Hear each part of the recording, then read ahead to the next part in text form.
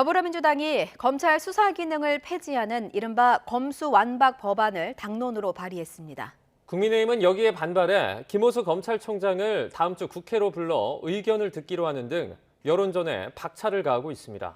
조성호 기자의 보도입니다.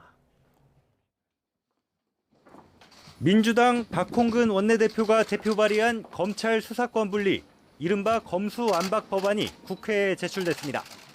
부패와 경제범죄, 공직자 선거범죄, 방위사업범죄, 대형 참사 등 검찰에 남은 6대 범죄 수사권을 완전히 폐지하는 게 핵심입니다.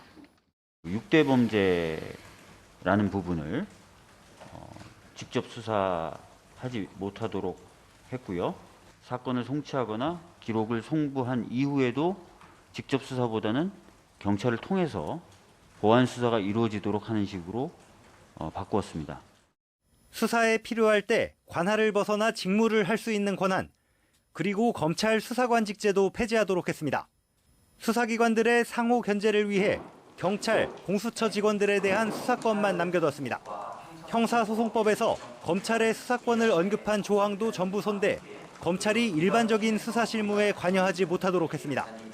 6대 범죄 사건을 경찰로 이관하기 위한 시행 유예 기간은 공포 후 3개월로 정했습니다.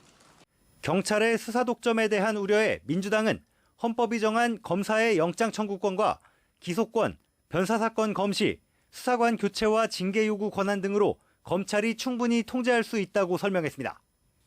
한국형 FBI나 중대범죄수사청 같은 경찰 권력 분산을 위한 대한수사기구는 윤석열 정부 출범 후 국회에서 논의하기로 했습니다.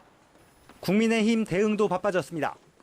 다음 주 법제사법위원회에 김호수 검찰총장을 출석시켜 검찰의 반대 의견을 듣기로 했고, 원내 지도부가 박병석 국회의장을 찾아 민주당의 강행 처리를 막아달라고 설득에 나섰습니다.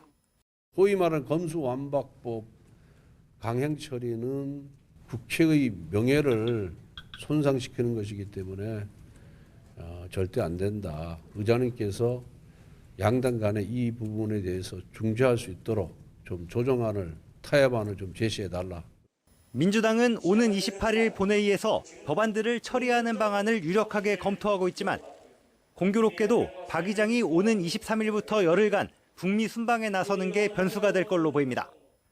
문재인 정부 임기 내 공포까지 마치겠다는 민주당의 속도전에 국민의힘이 강대강으로 맞서는 만큼 법안 통과까지는 험난한 과정이 예상됩니다.